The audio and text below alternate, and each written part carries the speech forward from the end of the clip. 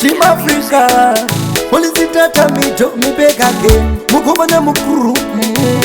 Haribajitru Andigarama ndichitaura ndoimba Nekuda kwenda moya kandishunguruza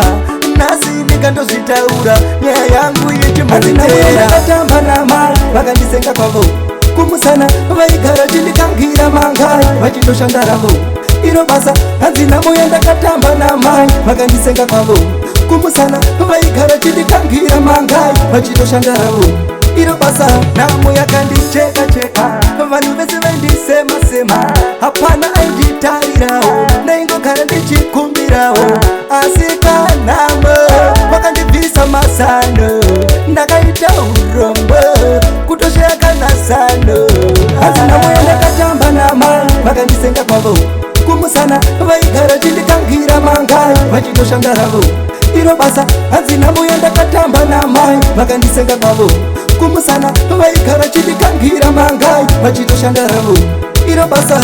Mama handikukanganwe makabata basa apa skulani Pachirungu ndobva ndatika uweridhani Zviri sei mama vangu kanjani Nakauya ndichipfeka zvakaboka Ndichifamba zvangu kanetsoka Zvigamba tichinamirira Hapana ka aiticheukira Hazvina moya ndakatamba namai Vakandisenga kwavo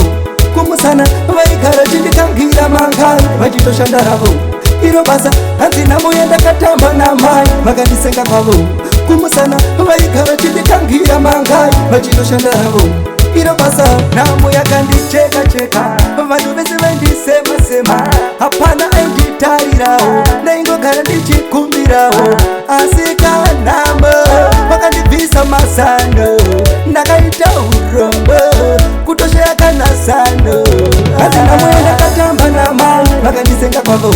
Kumusana Vaikara chindikangira mangai Vachindoshandaravo Iro basa hanzina moya ndakatamba namai Vakandisenga kwavo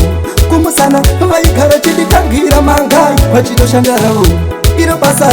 Mama handikukanganwe makabata basa apa skulani Pachirungu ndobva ndatika uweridhani Zviri sei mama vangu kanjani Nakauya ndichipfeka zvakaboka Ndichifamba zvangu kanetsoka Zvigamba ndichinamirira Hapana ka aiticheukira Hanzina moya ndakatamba namai Vakandisenga kwavo